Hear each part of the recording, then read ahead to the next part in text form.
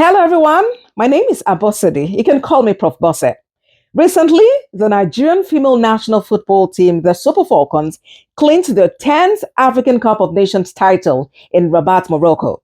I interviewed Super Falcons defender Ashleigh Plumptre on that historic win. Watch our conversation here.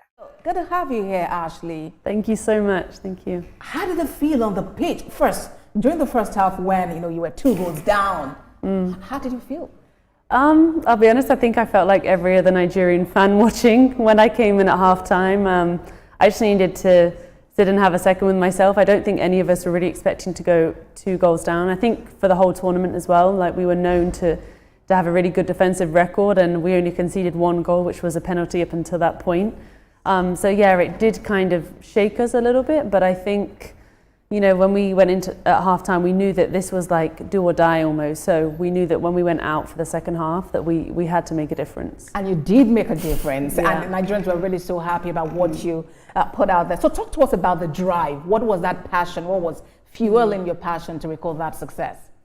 Yeah, I mean, obviously, we carry the weight of the expectation on our shoulders, but we also have very high standards of ourselves. So we knew in the tournament, we titled the whole campaign Mission X. We wanted to win our 10th title, and we didn't want to go home without a fight. So being 2-0 down, you obviously get to a point where you're like, you have nothing to lose. And I think we all had that mindset going into the second half. We all believed we could come back, but it was just how difficult that was going to be.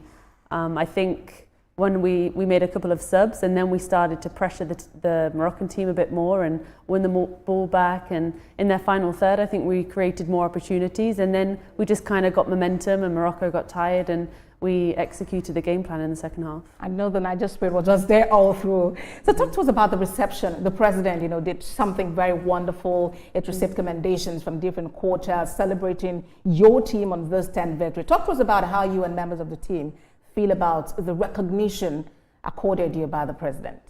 Yeah, honestly, even now, it's still not all set in for me. I think even for some of the girls on the team, every day since we've arrived in Nigeria, obviously we were in Abuja and then we flew to Lagos, but it's just been one thing after the next in terms of celebrations. Obviously, the first thing that we did was meet the president, and that for me is still like quite overwhelming to know that I got that opportunity, and the fact that all of us could meet and greet him personally.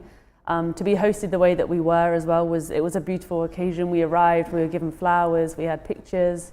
There was a really nice reception for us. So yeah, we were all grateful for that. I think it's just also to drive home that point that Nigeria is indeed the place to be. Now talk to us about that shipped from England to Nigeria, bearing the green and white jersey and representing it wholly. Talk to us about that.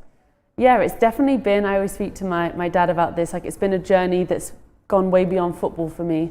I mean, I represented England in the youth age groups, and then I made the decision to just off my own back, I said I wanted to learn more about my heritage, and the best way to do that was through the only thing that I knew, which was football.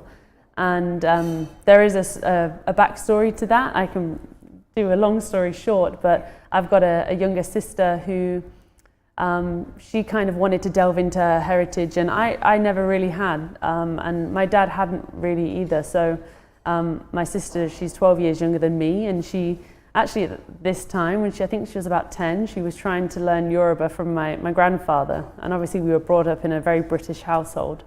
So she was speaking to me about her experiences as a young mixed race girl in the UK, and I could empathize with her to an extent, but she looks different to me. She's darker skinned than me, she's got more textured hair than me, and her experiences in the UK have been different to mine. So that kind of fueled her wanting to know more about our heritage, and then I felt like I wanted to go on that journey with her. So I said to my dad, yeah, this is something that I don't want to back out of. I know I want to represent Nigeria, and there'll be no going back to England, which was fine with me because it was where my life journey had taken me to that point. So yeah, I made that decision, and I've never looked back since. Interested. But did you face any hurdles, making that decision? Were you at any point beginning to feel like you made a mistake? No, I've never once felt it. I mean, obviously I was questioned on my heritage a lot by England fans, Nigerian fans, just football fans overall.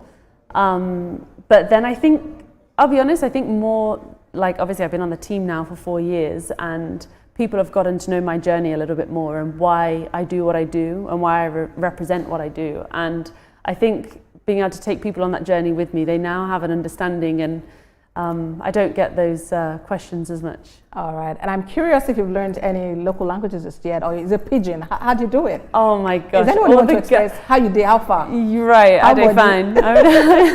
Ashleigh Plumptre is the Super Falcons defender. Thank you very much for joining me on set today. Thank you. And congratulations to you and the girls and the entire crew for pulling that off. Thank you. Thank you so much.